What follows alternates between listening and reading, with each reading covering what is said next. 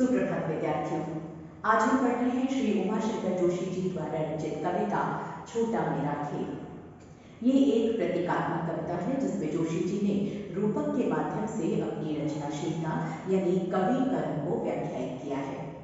वे इसमें बताते हैं कि कवि कर्म कृषि कर्म के बीज वपन से लेके पौधे के पुष्पित और पल्लवित होने तक के अनेक चरणों से होकर गुजरता है।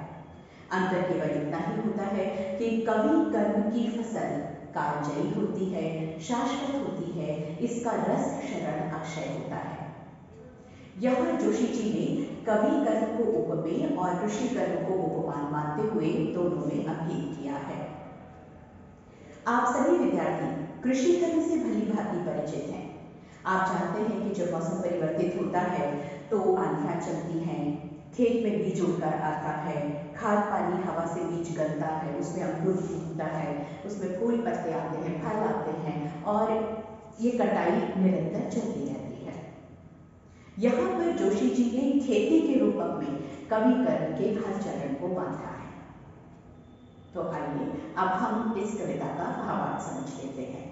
कवि कहते हैं कि छोटा मेरा खेत चकोना कागज का एक पन्ना। कवि के लिए कागज का पन्ना एक चौकोना खेत है। कोई अंधड़ कहीं से आया, कहीं से उनके हृदय में भावनात्मक आंधी आती है, अचानक भाव उमड़ कर आते हैं, अचानक संवेदना उमड़ती है। ठीक उसी प्रकार से जैसे पर्यावरण में आंधी चलती है। आंधी चलना एक प्रकार से खेती के लिए वो वातावरण तैयार करके देती है। ठीक उसी तरह से यहाँ पर कवि के हृदय में भावनात्मक आंधी आती है जो उसे रचने के लिए, कविता करने के लिए एक वातावरण तैयार करके देती है। क्षण का बीज वहां बोया गया। वे कहते हैं एक क्षण में मुझे कागज पर, पन्ने पर विचार और अभिव्यक्ति का विषय रूपी बीज प्राप्त हो जाता है। यानी कवि के हृदय में एक विषय आता, उत्पन्न होता है जिस पर वे अपने विचार अभिव्यक्त करने के लिए तैयार होते हैं। कहते हैं कविता सुनियोजित नहीं होती, ये निर्झर की भांति स्वयं फूटती है। अंग्रेजी में कहावत है spontaneous overflow of powerful feelings.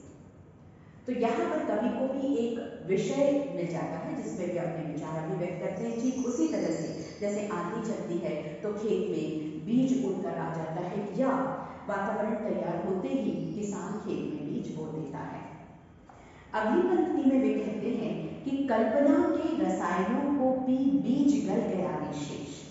अर्थात कल्पना रूपी रसायनों को पी, स्वाभाविक है कि जब विषय रूपी बीज कवि को प्राप्त हो जाएगा तो वे अब कल्पना का सहारा लेंगे, लेकिन उससे पहले वे अपने अहम से मुक्त होंगे, वे अपनी मैं की भावना से मुक्त होंगे। ठीक उसी तरह से जैसे यहाँ पर खेत में जब बीज आ जाएगा तो खाद पानी हवा आदि रसायनों से वो बीज गलेगा। यहाँ बीज का गलना एक प्रकार से कवि का अपने अहम से मुक्त होना है।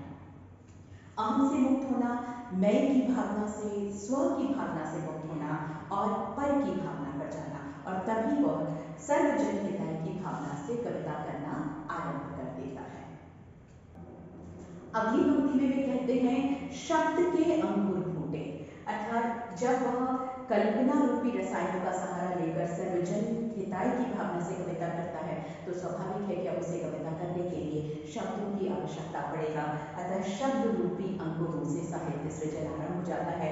ठीक उसी तरह से खाद पानी हवा आदि रसायनों से बीज गलता है और उसमें अंकुर फूटते हैं। पल्लव पुष्पों से नमित हुआ विशेष। जब वे शब्द रूपी अंकुरों का सहायता लेकर कविता करना प्रारंभ करते हैं तो अब उसमें छंद, लय, बिंब रूपी फूल पत्तों से सजकर वो कविता लोगों को समर्पित होने के लिए तैयार हो जाती है। यहाँ पर जब अंकुर फूटते हैं तो वह पौधा जो होता है वो फूल और पत्तों से लगकर झुक जाता है। झूमने लगे फल रस अलौकिक अमृत धाराएं फूटती। वे कहते हैं कि जब छंद लय बिंब रूपी पत्तों से सजता है तो स्वाभाविक है कि साहित्य कृति से अलौकिक रसधारा फूटने लगती है। यहाँ पर फूल और पत्तों से लगने के बाद उस पौधे में रसीले फल आने लगते हैं। अगली पंक्ति में वे कहते हैं रोपाई क्षण की कटाई अनंतता की लुटते रहने से जरा भी कम नहीं होती। रोपाई क्षण की, एक क्षण में जब पन्ने पर विचार और अभिव्यक्ति का विषय रूपी बीज मिला था उन्हें, तो ये तो एक क्षण की प्रक्रिया थी। लेकिन इसके बाद जो कृति तैयार हुई वो एक प्रकार से अलौकिक रही। इसका रस कभी समाप्त नहीं होता।